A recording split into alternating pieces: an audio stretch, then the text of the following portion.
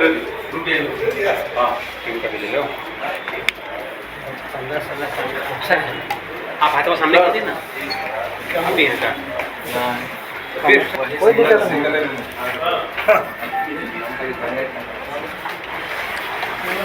रुक जा भाई उम्मीद में। सीआईडी का आईजी अनुराग गुप्ता ने आज साइबर थाना कचहरी में प्रेस कॉन्फ्रेंस के द्वारा बताया कि एक ऐसा साइबर अपराधी पकड़ने में सफलता मिली है जिसका नाम रवि द्विवेदी है। वह गढ़वा का रहने वाला है। उसके नाम से 78 शिकायत दर्ज है। वह हाल में ही दिल्ली में बस गया है। वहीं से साइबर पुलिस की टीम जाकर उसे गिरफ्तार किया गया है। उसके जरिए बहुत से ऐसी जानकारी मिली है जिसे जो आज तक हम लोगों को नहीं मिला था। इस साइबर अपराधी से चीनी कंपनी का तार जुड़ा हुआ है। ये लोग लोगों को पैसा दुगनी करने की लालच देकर अपने जाल में फंसाते थे और अंजाम देते थे। इनके पास से बहुत सारी चीजें बरामद हुई हैं। इनके अकाउंट से एक दिन में 2.5 करोड़ रुपया ट्रांजैक्शन हुआ है। उन्होंने बताया कि आज तक हमें इतने बड़े साइबर अपराध पकड़ने में सफलता हासिल नहीं हुई थी। यह पिरामिड के सबसे ऊपर से निचले पायदान की अपराधी है। निश्चित रूप से हम लोग इसके जरिए सबसे टॉप का अपराधी तक पहुंच पाएंगे। और इसमें बहुत सारी डिस्कशन मिली है, बहुत कुछ प्राप्त हुआ इसके अकाउंट में। सब पूरा भी क्योंकि कल ही आया, आज ही आया ना, आज ही ये सुबह मॉर्निंग में ये डिवीजन आया गया। तो हाँ रखा हुआ था ये अपना। हाँ, ये परसेंटेज प्राप्त करते हैं, सभी का परसेंटेज फिक्स है। यूनिक अकाउंट होल्डर है जिसको तुम्हारे पास में, क्या तुम अपने नाम पे अकाउंट खोल दो और उसका जो है एटीएम कार्ड और उसका डिटेल मेरे को दे दो, और जब भी तुम्हारे अकाउंट में ट्रांजेक्शन होगा उसका 1%, 1% पे लोग काम। ये तो करोड़ों का ट्रांजैक्शन एक दिन में होता है। इस अकाउंट में बता दें, इस पर बड़ी इंपॉर्टेंट बात है। इस अकाउंट में 2 करोड़ 46 लाख 2 करोड़ 40 लाख रुपीज का ट्रांजेक्शन एक दिन में हुआ है। इस अकाउंट का ये जो इंडसइंड बैंक अकाउंट है, जो कि साइड ट्रेडिंग कंपनी नाम है, उसका जब हम लोगों ने जब समझा ये लिहाज और देखा तो एक दिन में 2.5 करोड़ की ट्रांजेक्शन हो रही है। और जब इन अकाउंट्स के बारे में, ये जो 6-7 अकाउंट में जो पैसा ट्रांसफर हुआ है, तो आपको जानकारी होगी कि अभी आई4C के द्वारा एक व्यवस्था लगाई गई है जिसमें अकाउंट को फ्रीज किया जा सकता है 1930 के माध्यम से और NCRT पोर्टल के माध्यम से। तो जब उस पर हम लोगों ने जांच किया, हमने ये डेटा आपको दे दिया है। तो जो पहला अकाउंट था उसमें 9 कंप्लेंट्स की, माने के देश भर में 9 अन्य लोगों को ये लोग लूट चुका एक अकाउंट से। इसी प्रकार से ये 7 अकाउंट को यदि टोटल जोड़ा जाए तो करीब 30-35 कंप्लेंट्स इन 6-7 अकाउंट्स के बारे में पूरे देश भर में से आती है। और जिसमें 78 कंप्लेंट्स इस पर, इसका मतलब आप सोच सकते हैं 2.5 करोड़ का ट्रांजेक्शन एक दिन में हो रहा है, 78 कंप्लेंट्स इस पे। और लेकिन हमको ये हमारा को गर्व है, हमारी टीम पर हमारे को वो है कि कंप्लेंट करने वाली दर्जनों पुलिस फोर्सेज होंगी, लेकिन पकड़ने वाले हम लोग हैं। तो इसको दिल्ली से पकड़ के लाने के लिए जो मेहनत हुई है वो हम लोगों ने की है। और ये कंप्लेंट बहुत दिनों से होती है, लेकिन मैं मानता हूँ कि we are the first police force जिन्होंने इस एफर्ट को किया। मोबाइल को ट्रेस किया, ईमेल को ट्रेस किया, ईमेल से रिकवरी को ट्रेस किया, उससे नए मोबाइल को ट्रेस किया, नए मोबाइल का लोकेशन को ट्रेस किया, उसके बाद इस बंदे को जीरो डाउन किया, तो उसको यहाँ से 3-10 करोड़ पकड़ा। उसको काफ़ी मेहनत, मतलब जो कभी जो पर्दे के पीछे की मेहनत है वो नजर नहीं आती। इसलिए मैंने थोड़ा बताना करोड़ों रुपया ट्रांजेक्शन कर रहा है, आपका लूपहोल है, उसको समझने की जरूरत है। आप जब कंपनी बनाते हैं तो कंपनीज एक्ट में आपको कंपनी को रजिस्टर करना पड़ता है। जब आप प्रोप्राइटरशिप फॉर्म बनाते हैं तो आपको कंपनीज एक्ट को रजिस्टर करने की आवश्यकता नहीं है। आप सिंपली एक आप उसमें जो उनकी उदय रजिस्ट्रेशन एक का, अगर आप जानते होंगे, MCA ये माइक्रोसॉफ्ट कंपनी MSME के लिए जो पोर्टल बना हुआ भारत सरकार के द्वारा, वो पोर्टल बनाया गया है गरीब आदमी, छोटे व्यवसायी की सुविधा के लिए। और ये बदमाश, ये रास्कल उसका मिसयूज करते हैं अपने, तो वो बना लेते हैं लोग।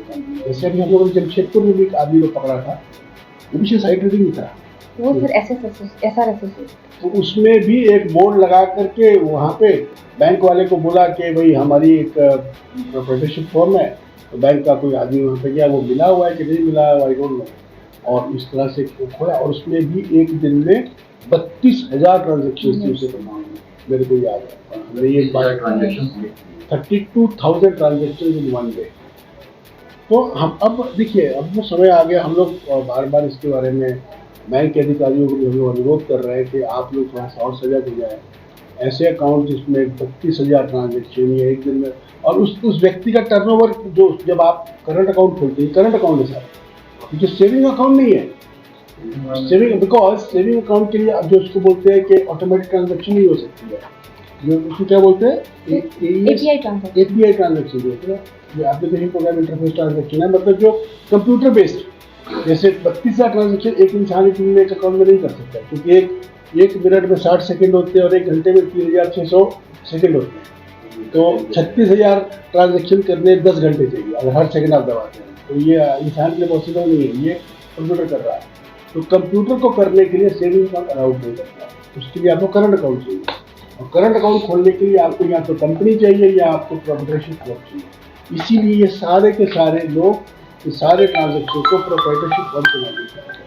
और हमने ये बिल्कुल एकदम दृढ़ निश्चय किया हुआ है कि हमने कोई भी हमारे यहाँ पे फ्रॉड होगा, उसका आदमी केरला में रहे, कश्मीर में रहे, हम उसको हर अकाउंट आदमी का ट्रेस करेंगे, हर मोबाइल नंबर को ट्रेस करेंगे, हर IP एड्रेस को ट्रेस करेंगे, हर ऐसे इंसान को पकड़ेंगे। इसी का नतीजा है कि हम लोग केरला से, चेन्नई से, बेंगलोर से, दिल्ली से, UP से, कलकत्ता से हम लोग पकड़ते हैं और सबको हम लोग ला करके बंद कर रहे हैं। और बल्कि हमारे बंद किए हुए व्यक्तियों को अभी जैसे हमने पीछे पकड़ा था, हमने नेहा उसको, कलकत्ता वाले को, उसको शायद उत्तराखंड पुलिस ले गई है। इसी प्रकार से हमने 2 आदमी और पकड़े थे, उसको तेलंगाना, जमशेदपुर वाले को तेलंगाना पुलिस ले गई है। हम लोग पकड़ रहे हैं और पुलिस के फोर्सेस सबको यहाँ से ले जाने का भारत भ्रमण हो रहा है, तो अच्छा हो रहा है। और कुछ सवालों का पूछ सकते हैं, बाकी रहती है। वो रांची आई हुई थी, तो उसको किसी व्यक्ति ने एक व्हाट्सएप पे मैसेज भेजा कि आप जो है ये छोटे पार्ट टाइम जॉब करेंगे तो उसमें आपको अच्छा निकल मिलेगा।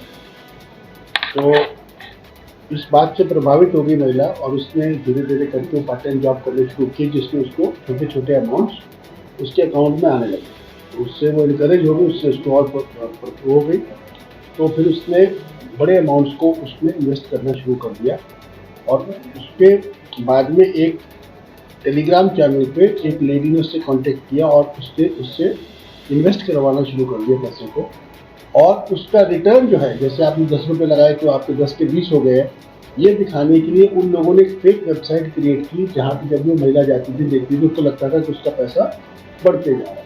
तो उसको काफ़ी विश्वास हो गया इन लोगों पर, और उसने इसमें इस तरह से 29,94,000 29,94,000 रुपीज़ उसने तो 1-1.5 महीने के बीच में उसने इसमें इन्वेस्ट किया। जब उसने उसके लिए पैसा, बेसिकली उसके बच्चे जो बाहर सेटल है उन्होंने उसको उसके ओल्ड एज के लिए दिया हुआ था। जब उसने चाहा कि पैसा को वापस ले, तो उसको पता लगा कि उसके लिए फ्रॉड हो गया है।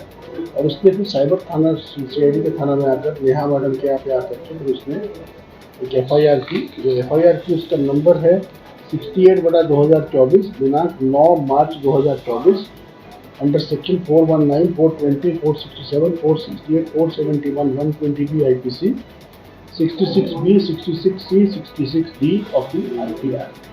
ये FIR उस महिला ने दर्ज की। तो उसके बाद में हमारी जो CID की टीम है, उन्होंने काफ़ी मेहनत की उसमें, क्योंकि ये केसेस को डिटेक्ट करने में काफ़ी देश के कई जगह पर जाना पड़ता है। और जब उन्होंने पता लगाया कि ये पैसा 29,94,000 गया कहाँ है, तो पता लगा ये मुख्य रूप से 6-7 अकाउंट्स में पैसा गया था। इसमें करीब 15 लाख रुपया एक साइट ट्रेडिंग कंपनी, वो लोनी फरीदाबाद में इसका एड्रेस बताया जा रहा था, उस कंपनी के अकाउंट में ये पैसा गया था। और जब उस कंपनी का उन्होंने ऑनलाइन डिटेल निकाला तो पता चला कि धीरेन्द्र कुमार नामक व्यक्ति के नाम से ये कंपनी का एड्रेस था।